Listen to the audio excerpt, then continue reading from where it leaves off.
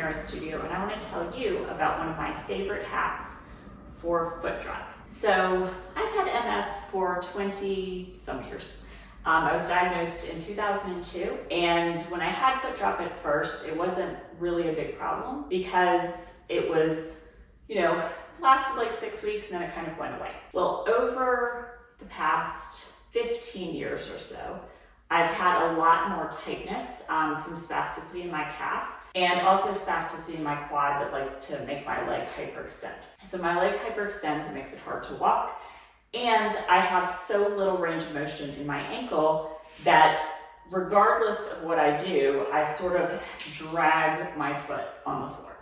And especially when my leg hyperextends, it's like it sort of gets stuck back here, and then it's hard for me to take it into the next step.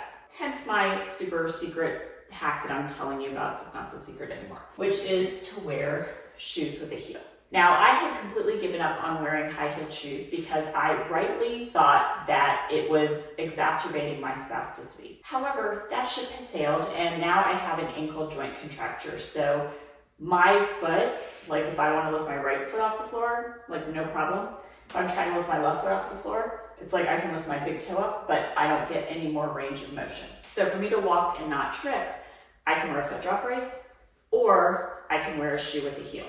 Now, I like these because the width of the heel is the same as the entire rest of the shoe. I used to be able to sport the 6-inch stilettos, and I was really awesome at walking in them.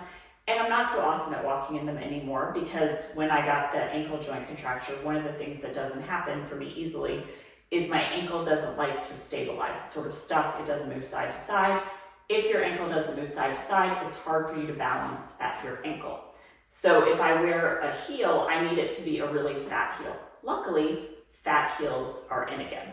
So these are wedge tennis shoes, and I want to show you the difference between me walking with them and walking just in regular socks. Now, and I'm thinking about it, I'm sort of dragging my left foot along the floor as I walk. That's not ideal. So I'm going to go ahead and step into these wedge tennis shoes. So walking around just with this wedge tennis shoe, I don't have perfect gait. I'm not super light on my feet, but what I do have when I'm walking with this is I have better forward momentum because I'm kind of already starting a little bit pitched forward. It's also allowing my foot to hit heel first. If I'm walking without heels, I'm just flat foot, heel, flat foot, heel, which kind of makes my hips do weird things, makes my knee hurt. I can walk equally well in a heel that's fat, that is roughly 1.5 to 2.5 inches tall, as I can walk in a foot drop brace. So stylistically, sometimes I make the choice of using the heel. A lot of times I actually have both with me, so if I'm traveling, I'll have the heel, and then I'll also have a pair of tennis shoes with the foot drop brace.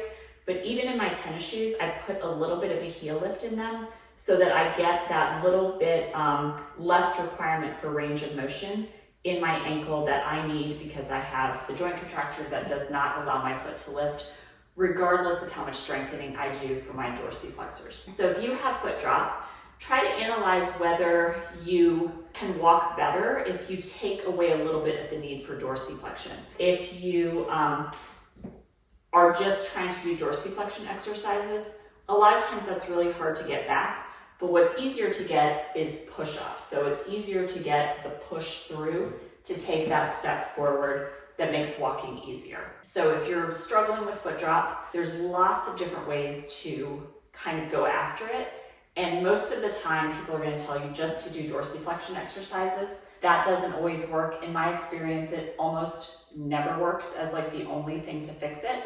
So looking at all of the different aspects of walking and how you can cheat the walking system to make it easier for you is really important.